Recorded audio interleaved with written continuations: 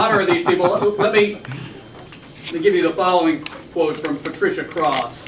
The task of an excellent teacher is to stimulate apparently ordinary people to making unusual efforts.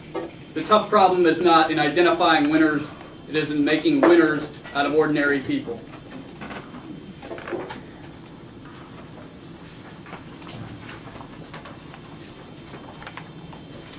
Presenting his icebreaker is fellow Army officer and student of operations research, Steve Skaggs. Please welcome Steve.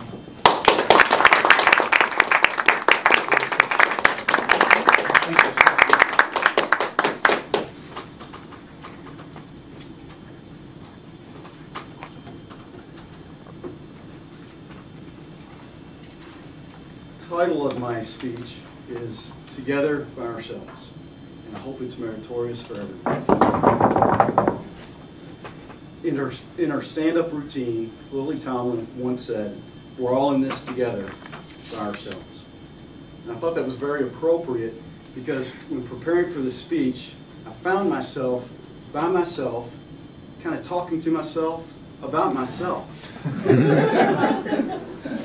In the soul searching, I realized that three things top the chart of what defines me. Those things are family, my military career, and one particular hobby. I'll start with the family. I'm from Kentucky. I'm sure you can't hear the drawl a little bit.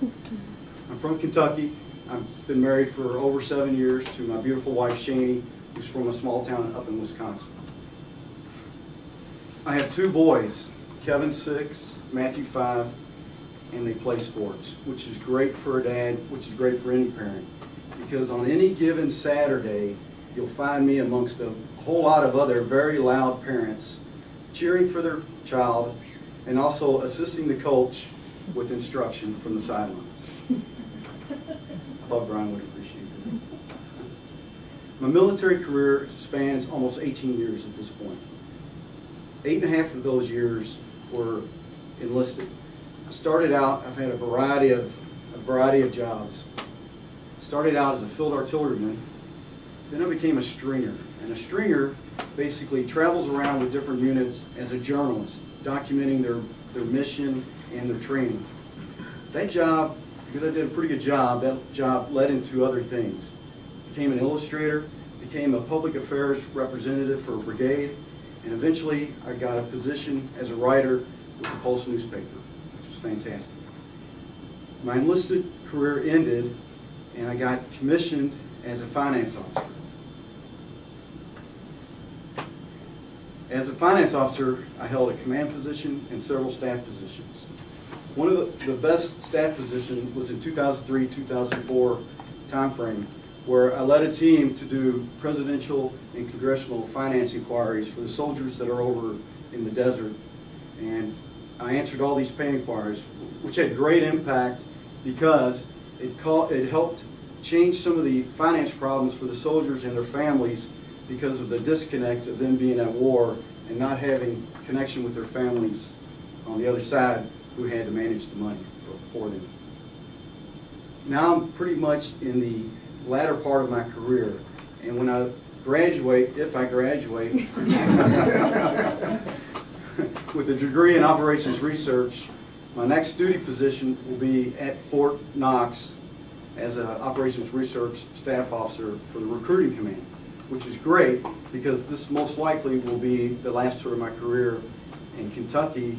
Fort Knox is in Kentucky. So I'm essentially going home to end my career, which is fantastic. And when I end my career, this might open up some of the time constraints and I can enjoy a lot of hobbies.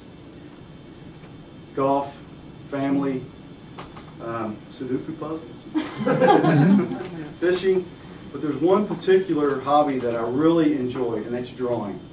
I'm not Rembrandt, that's for sure, but I really like to draw cartoons. I mean, we've all done that as children. You know, you had a teacher you didn't particularly like, so you drew a bigger nose on them, you threw an extra chin on them, whatever. I took this into adulthood. When I was in college, I was the editorial cartoonist for the college newspaper, which was great because every Thursday when the paper came out, I can hang around students, and when they open up to the editorial page, I I can try to see what kind of reaction they had to my cartoon or the editorial page in general. It's very cool. Beyond college, I basically did a lot of, I did a CD cover for a religious rock band. That was kind of cool. I joined a lot of art associations. But the thing I do mostly is freelance. And I truly mean free. Because I don't care if I get paid, it's a hobby. So I like to send out cartoons. I inquire with periodicals, military, civilian periodicals, and I say, hey, can you use some artwork? Tell me what the topic is for that article or whatever, and maybe I can give you some artwork. It's free of charge, which is great with the internet because you can pretty much do the artwork all over the place. It's great. Here's one example. Just before getting here at MPS, there was an Army Reserve quarterly magazine. I said, you need some artwork. They sent me the article. I did the artwork. They printed it, which also gave me the opportunity to send them an article about pay. So to the reserve soldier, I got to spread the word on how soldiers' pay changes when they go into theater and when they come back and how it affects their families. So it was a great opportunity. Another example of my work, I sent to a very small newspaper up in Wisconsin. They were moving their, hands are shaking, they were moving their tourism merchandise store from the downtown to a pretty obscure place around a bicycle trail. I thought, well, that's silly. So I poked fun at their tourism industry and did a pretty innocent cartoon, I thought. Within a couple of weeks, some angry readers wrote to the editor, this cartoon is counterproductive. This guy is trying to split up the city on some of their political views. I thought, that's fantastic. I did my job. The editor loved it, and she continued to read my cartoons, which is fantastic. So now you've heard about my family, my military career, and one of my hobbies I like to call a passion, and that's me. I'm a married Army officer who likes to draw. Thank you for listening and helping me break the ice.